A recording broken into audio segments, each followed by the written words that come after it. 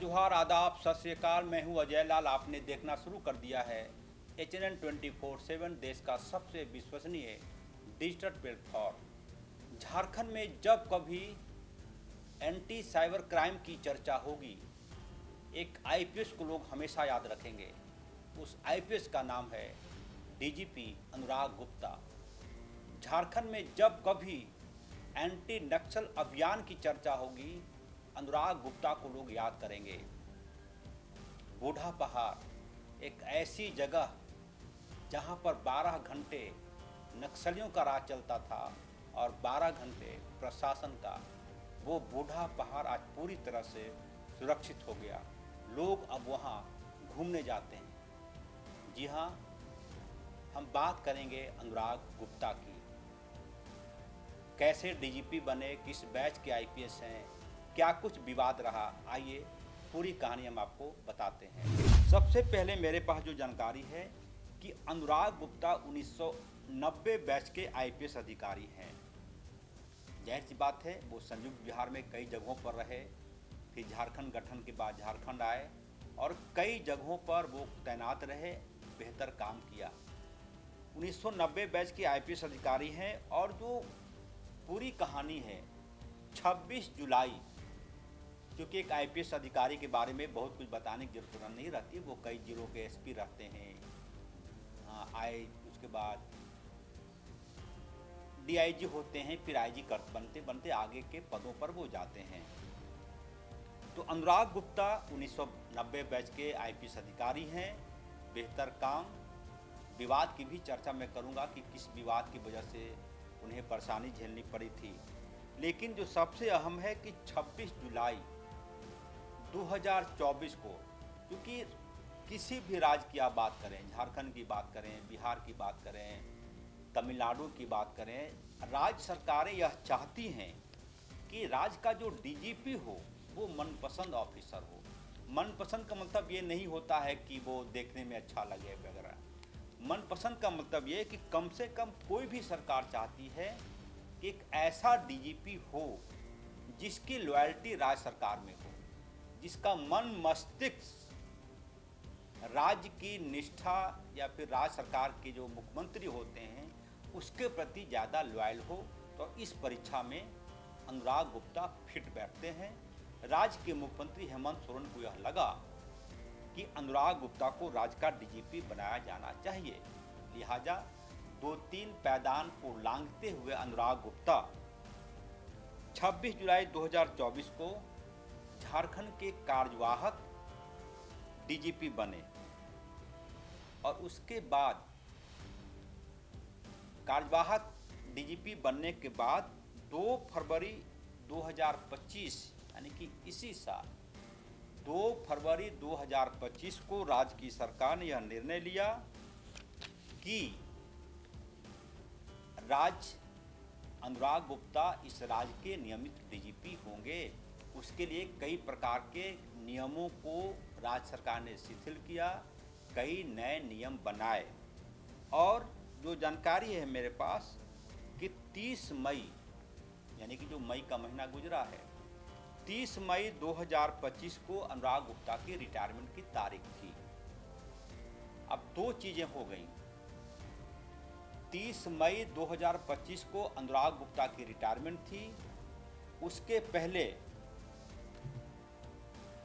पहले यानी कि जो मेरे पास जानकारी है कि रिटायरमेंट के पहले 2 फरवरी 25 को राज्य की सरकार ने कहा कि अनुराग गुप्ता को 2 साल के लिए एक्सटेंशन दिया जाता है बतौर नियमित DGP बनाने के बाद।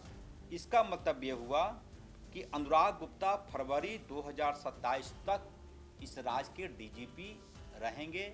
ऐसा राज्य सरकार के फैसले के बाद परिलक्षित हुआ, देखा गया। अब विवाद की शुरुआत कहाँ से हुई?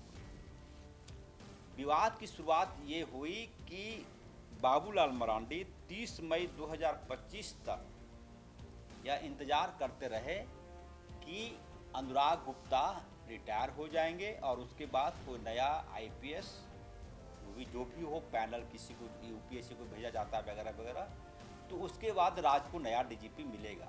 लेकिन ऐसा हुआ नहीं और जो 2 फरवरी 2025 को जो अधिसूचना जारी हुई थी कि अनुराग गुप्ता नियमित डीजीपी रहेंगे, उसको मानते हुए राज्य की सरकार आगे काम कर रही थी।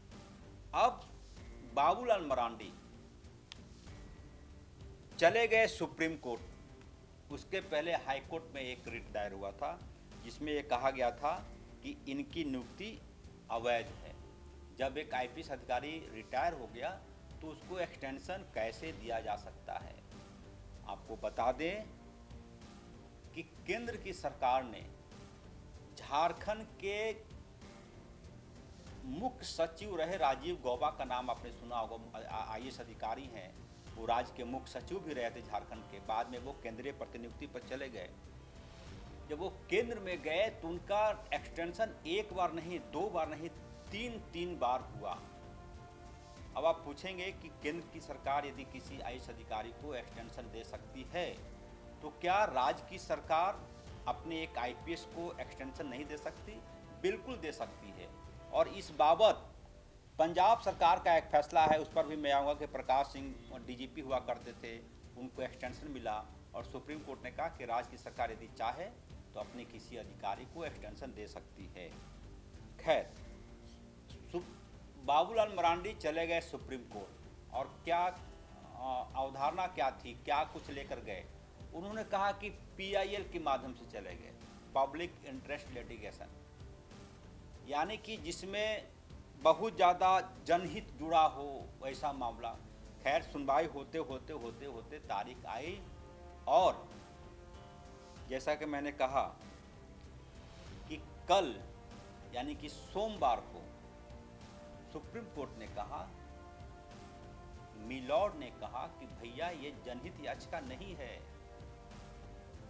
और सीधे सीधे जनहित, जैसा कि आपने कहा कि पब्लिक इंटरेस्ट लिटिगेशन, पूरा का पूरा मामला जो होता है जिसमें पब्लिक का इंटरेस्ट जुड़ा हुआ हो और राज्य का डीजीपी यदि अनुराग गुप्ता हैं, इसमें मेरा हित कैसे प्रभावित होगा? कोई इस राज्य का कोई व्यक्ति है, उसका हित कैसे प्रभावित होगा? लिहाजा सुप्रीम कोर्ट ने कहा कि यदि राज्य के डीजीपी अनुराग गुप्ता हैं तो आप यह बताइए, उनके वकील के माध्यम से पूछा कि आप यह बताइए इसमें व्यापक जनहित कहाँ आ गया, किस पर कुप्रभाव पड़ा? वकील ने कुछ, अधिवक्ता ने कुछ दलील दी होगी। सुप्रीम कोर्ट ने कहा कि sorry, this is not a PIL, आप अपना याचिका वापस लीजिए। हालांकि जुर्माना नहीं लगाया सुप्रीम कोर्ट ने, अन्यथा कई मामलों में सुप्रीम कोर्ट ने पीआईएल को यदि गलत माना तो अगले व्यक्ति पर तो हो सकता है। बाबूलाल मरांडी थे दूसरी तरफ, तो लगा होगा अदालत को कि चलिए मामला है इसको खारिज ही कर दिया जाए, लिहाजा अब खारिज हो गया। इससे पहले बाबूलाल मरांडी हाई कोर्ट भी गए हुए हैं एक रिट के माध्यम से। वहां गया पीआईएल, यहाँ गया रिट याचिका। रिट के माध्यम से कहा गया कि भाई ये नियुक्ति ही इनकी अवैध है। राज्य की सरकार ने जबकि एक पैनल बनाया था, उस पैनल में कई अधिकारी थे, रिटायर्ड जस्टिस थे और उसके बाद इनके नाम पर सहमति बनी कि ये डीजीपी को कंटिन्यू कराया जा सकता है, इनको एक्सटेंशन दिया जा सकता है।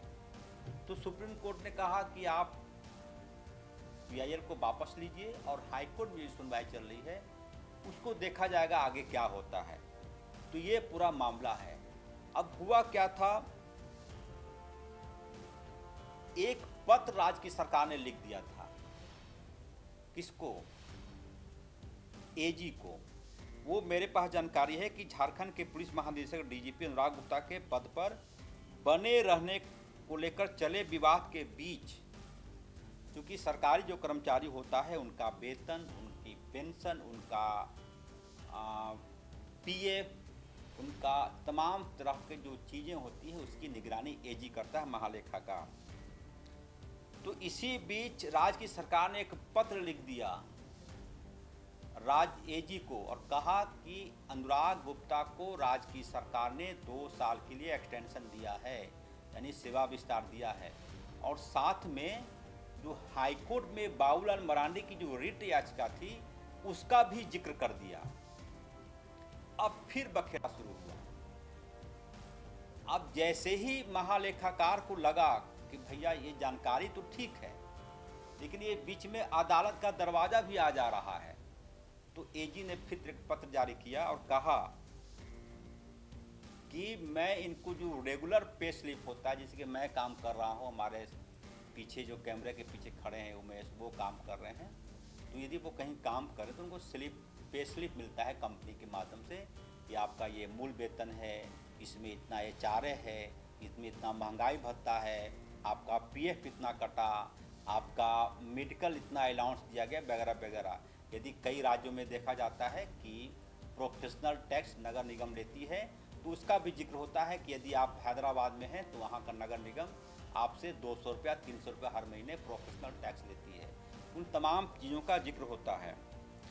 अब गृह विभाग ने, झारखंड के गृह विभाग ने लेटर तो लिखा ही एजी ऑफिस को, और साथ में यह भी लिख दिया कि इस मामले का एक लिटिगेशन हाईकोर्ट में लंबित है।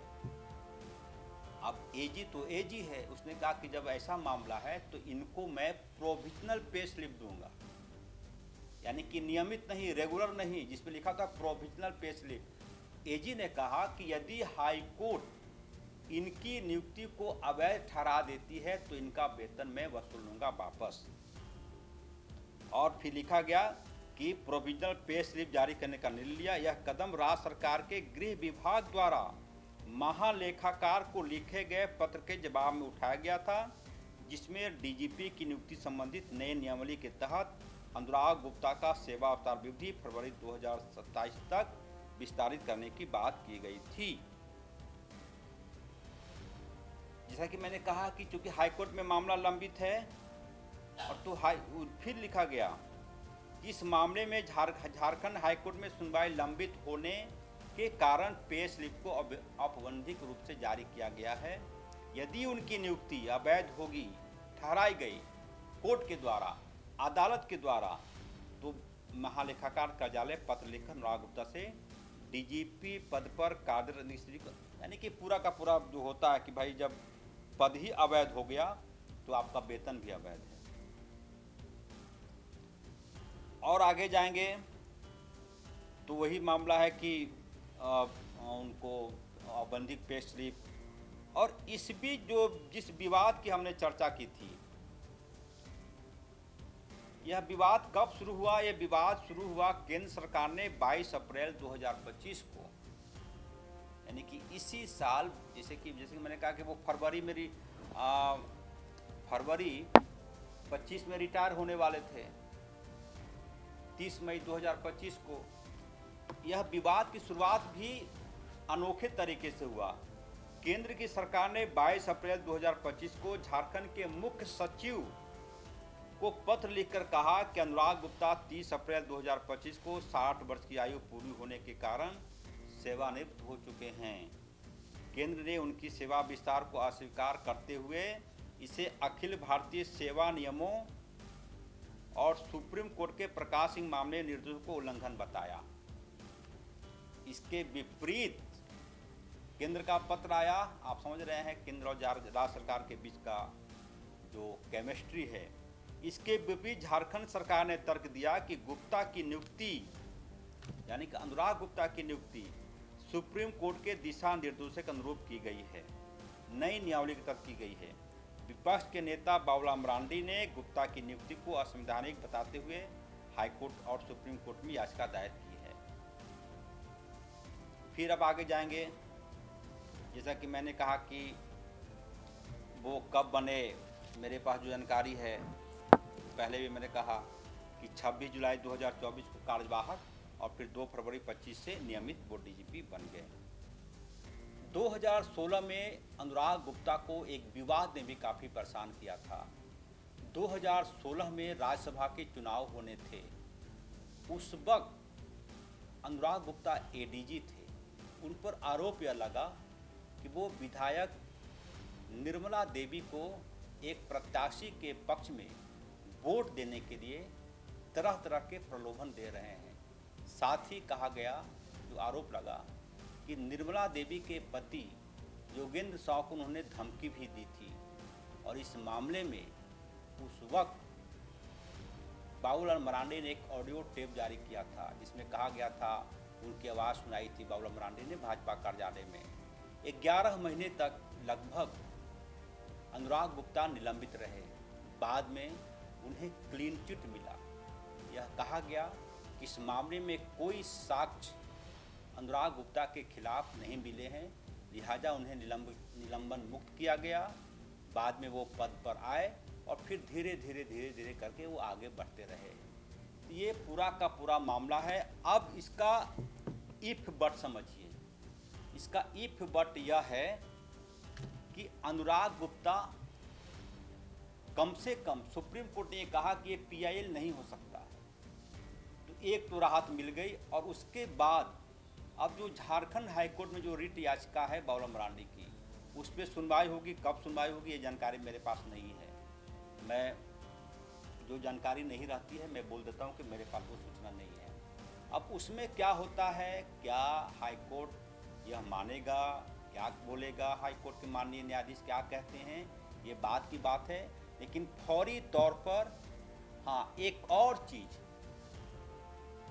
देखिए, कंट्राडिक्शन कहाँ है, कंट्रास्ट कहाँ है पूरे एपिसोड में। इस राज्य में भारतीय क्षेत्रीय पूर्वी परिषद की बैठक हुई थी। कौन आए थे रांची? केंद्रीय गृह मंत्री अमित शाह। और उस बैठक में डीजीपी अनुराग गुप्ता मौजूद थे।